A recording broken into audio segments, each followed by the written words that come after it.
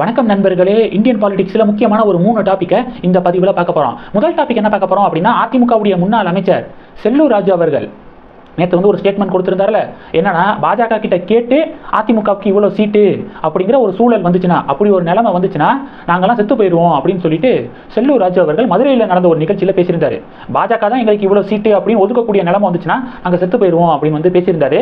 இது ஒரு பெரிய ஒரு டிபேட்டாக மாறுனுச்சு.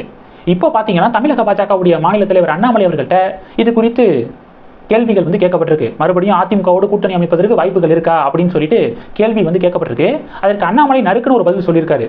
என்ன சொல்லியிருக்காருன்னா, அதிமுகவெல்லாம் மறந்தே ஒரு வருஷம் ஆச்சுங்க. நாங்களாம் அதிமுக அப்படிங்கிற ஒரு கட்சி இருக்கு அப்படிங்கிறத மறந்தே ஒரு வருஷம் ஆச்சு. தேசிய ஜனநாயக கூட்டணி ரொம்ப ஸ்ட்ராங்காக இருக்கு.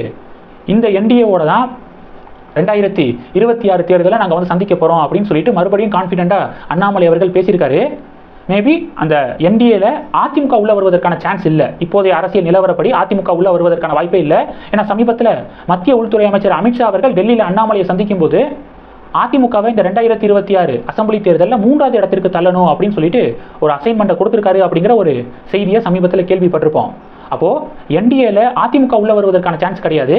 தேமுதிக இருக்காங்க பார்த்தீங்களா, தேமுதிக உள்ள வருவதற்கான வாய்ப்புகள் அதிகமாக இருக்குது. இது முதல் டாபிக். அதிமுகவெல்லாம் மறந்தே ஒரு வருஷம் ஆச்சு அப்படின்னு அண்ணாமலை குறிப்பிட்டிருக்காரு. இது அதிமுகவினர் மத்தியில் கொந்தளிப்பை ஏற்படுத்தியிருக்கு. இது முதல் டாபிக். ரெண்டாவது டாபிக் என்ன பார்க்க போகிறோம் அப்படின்னா, இன்னைக்கு இண்டிபெண்டன்ஸ் டேவா. நம்ம இந்தியா கடந்த 10 வருடமாக பார்த்தீங்கன்னா மிகப்பெரிய அளவில் வேகத்தில் முன்னேறிக்கிருக்கு. இந்த முன்னேற்றத்துக்கு மிக முக்கியமான காரணம் என்ன தெரியுமா? ஒன்று ஆத்ம நிர்பார் பாரத், சுயசார்பு இந்தியா அப்படிங்கிற திட்டம். மிக முக்கியமானது மேக் இன் இந்தியா அப்படிங்கிற திட்டம். Digital India, make in India, இதெல்லாம் இந்தியாவை அடுத்த கட்டத்துக்கு நகர்த்தி கொண்டு போயிருக்கு அப்படிங்கிறத நம்ம சொல்லி தான் ஆகணும். நேற்று கூட சொல்லியிருந்தேன், எலக்ட்ரானிக்ஸ் எக்ஸ்போர்ட்டில் 2012-13 $7 பில்லியன் அளவுக்கு நம்ம எக்ஸ்போர்ட் பண்ணிக்கிருந்தோம். இன்னைக்கு 29 பில்லியன் அளவுக்கு நம்ம எக்ஸ்போர்ட் பண்ணிக்கிருக்கோம் அப்படின்னு நேற்று ஒரு புள்ளி விவரத்தை நான் கொடுத்துருந்தேன். இப்போ பார்த்தீங்க அப்படின்னா, முதன்முறையாக மாருதி சுசுகி கார்ஸ் இருக்குது பார்த்தீங்களா, டோட்டலாக 1600 கார்கள் இந்தியாவில் தயாரிக்கப்பட்டு ஜப்பானுக்கு எக்ஸ்போர்ட் ஆகிருக்கு, ஜப்பானுக்கு அனுப்பி வைக்கப்பட்டிருக்கு அப்படிங்கிற அப்டேட்டை பார்க்குறோம். Made in India, make in India அந்த திட்டத்தின் கீழே 1600 மாருதி சுசுகி கார்ஸு இந்தியாவில் தயாரிக்கப்பட்டு ஜப்பானுக்கு எக்ஸ்போர்ட் செய்யப்பட்டிருக்கு. அந்த புகைப்படத்தை நம்ம பார்க்க முடியுது. இன்னொரு புகைப்படம் பார்த்தோம். என்னன்னா, கூகுள் பிக்சல் 8 ஃபோன் இருக்குது பார்த்தீங்களா, அந்த ஃபோனுக்கு பின்னாடி நீங்கள் எடுத்து பார்த்தீங்கன்னா மேட் இன் இந்தியா அப்படின்னு சொல்லிட்டு எழுதப்பட்டிருக்கு. ஸோ இது இந்த மேக் இன் இந்தியா திட்டம் இந்தியாவை மிகப்பெரிய ஒரு முன்னேற்ற பாதையை நோக்கி நகர்த்தி கொண்டு போயிருக்கு அப்படிங்கிறது தான் யதார்த்தமான உண்மை. இப்போது இந்தியாவிலே தயாரிக்கணும் அப்படிங்கிற ஒரு திட்டம் தான் மோடியுடைய கொள்கை. இப்போ ஒரு டெஸ்லா கார் அப்படின்னா, டெஸ்லா ஏன் இன்னும் இந்தியாவுக்குள்ளே வராமல் இருக்குது? இந்தியன் கவர்மெண்ட் ஸ்ட்ரிக்டாக ஒரு விஷயம் சொல்கிறாங்க, இங்கே தயாரிங்க, இந்தியாவிலே தயாரிங்க. சீனாவில் தயாரித்து அதை நீங்கள் இந்தியாவில் விற்பனை செய்கிறத நாங்கள் ஒத்துக்க மாட்டோம், இந்தியாவிலே தயாரிங்க, எல்லா ஃபெசிலிட்டியும் நாங்கள் அமைச்சு தரோம் அப்படிங்கிறதான் மோடி அவர்களுடைய அந்த ஸ்ட்ராங்கான ஒரு கொள்கையாக இருக்குது. அப்படி இந்தியாவிலேயே ஒரு நிறுவனம் தொடங்கப்பட்டு தயாரிக்கப்பட்டுச்சு, ஒரு நிறுவனம் செயல்பட்டுச்சு அப்படின்னா இந்திய மக்களுக்கு வேலைவாய்ப்பு கிடைக்கும்.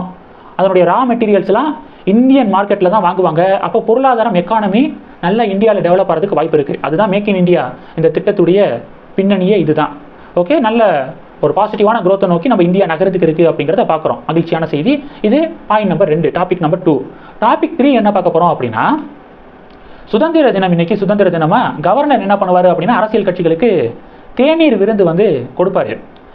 இந்த தேநீர் விருந்தில் திமுக அரசாங்கம் கலந்துக்குமா, தமிழக முதலமைச்சர் ஸ்டாலின் அவர்கள் கலந்துக்குவாரா அப்படிங்கிற ஒரு சஸ்பென்ஸ் இருந்துச்சு. ஏன்னா அடிக்கடி கவர்னர் மாளிகைக்கும் திமுக கவர்மெண்ட்டுக்கும் இடையே அடிக்கடி பெரிய டிபேட் நடக்கும். இது மாதிரி தேநீர் விருந்த ஆல்மோஸ்ட் திமுக அமைச்சர்கள், முதலமைச்சர் ஸ்டாலின் அவர்கள்லாம் அடிக்கடி புறக்கணிச்சுக்கிட்டு தான் இருப்பாங்க. ஆனால் இந்த வாட்டி பார்த்தீங்கன்னா, ஸ்டாலின் அவர்கள் கவர்னருடைய தேநீர் விருந்தில் கலந்துக்கிறாரு அப்படிங்கிற ஒரு செய்தியை கேள்விப்பட முடியுது. தங்கம் தென்னரசு அவர்கள், திமுக அமைச்சர்களும் கவர்னருடைய தேநீர் விருந்தில் கலந்துக்கிறாங்க. தங்கம் தென்னரசு அவர்கள் இந்த தகவலை ஷேர் பண்ணியிருக்காரு அப்படிங்கிற ஒரு அப்டேட்டை பார்க்குறோம். சரி, ரைட்டு, கவர்னர் மாளிகைக்கும் திமுக கவர்மெண்ட்டுக்கும் இடையே பரவாயில்ல, ஒரு சுமூகமான சூழல் நிலவிக்கு இருக்கு அப்படின்னு சொல்லிட்டு எதிர்பார்த்துக்கிற இந்த நேரத்தில் திடீர் திருப்பமாக ஒரு சம்பவம் ஒன்று நடந்திருக்கு. என்னன்னா, ஐஐடியில் கவர்னர் ரவி அவர்கள் ஒரு ஸ்பீச் கொடுத்துருக்காரு.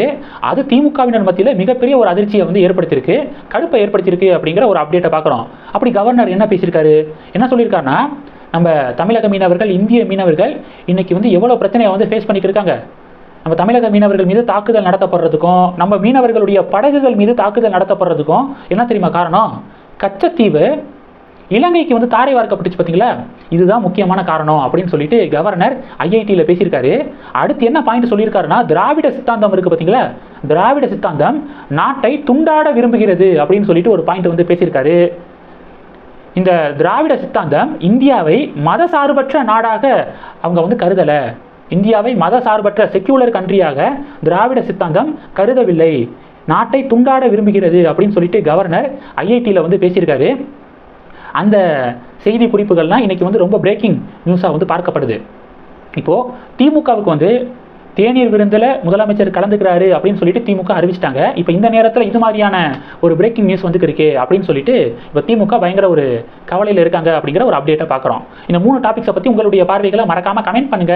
இந்த வீடியோ பிடிச்சிருந்துச்சுன்னா லைக் பண்ணுங்க, ஷேர் பண்ணுங்க, மறக்காம நம்ம சேனலை சப்ஸ்கிரைப் பண்ணுங்க.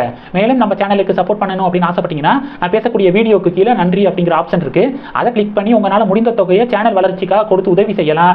இல்லை ஜாயின் பட்டனை கிளிக் பண்ணி நம்ம சேனலுக்கு மெம்பராக வந்து ஆகலாம். நன்றி. ஜெய் ஹிந்த்.